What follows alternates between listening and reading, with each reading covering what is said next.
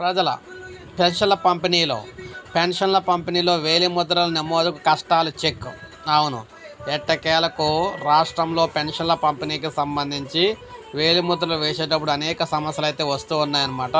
ఈ అనేక సమస్యలకు సంబంధించి పరిష్కారం అయితే దొరికింది ఎట్టకేలకు ఆంధ్రప్రదేశ్ ప్రభుత్వం దగ్గర.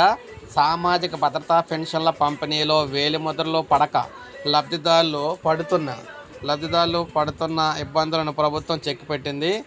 మనం చూసుకున్నట్లయితే ఇప్పుడే ఈ విధంగా వచ్చే నెల నుంచి కొత్తగా వేలిముద్రల నమోదు స్కానర్లను అందుబాటులోకి తీసుకురానుంది.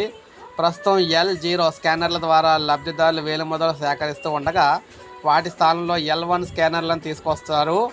ఆధార్ సాఫ్ట్వేర్ను UIDAI ఆధునీకరించడంతో పాత పరికరాలు ఉపయోగపడే అవకాశం లేదు. మార్చి 31వ తేదీన తర్వాత ఇవి పనిచేయవని సదరు సంస్థ ఇప్పటికే స్పష్టం చేసింది. రాష్ట్ర వ్యాప్తంగా ఉన్న 1.34 లక్షల మంది గ్రామ వార్డు సచివాలయ సిబ్బందికి కొత్త పరికరాలు అందించనున్నారు. ఒక్కో పరికరాన్ని దాదాపు 2,000 పెట్టి కొనుగోలు అయితే చేస్తూ ఉన్నారు.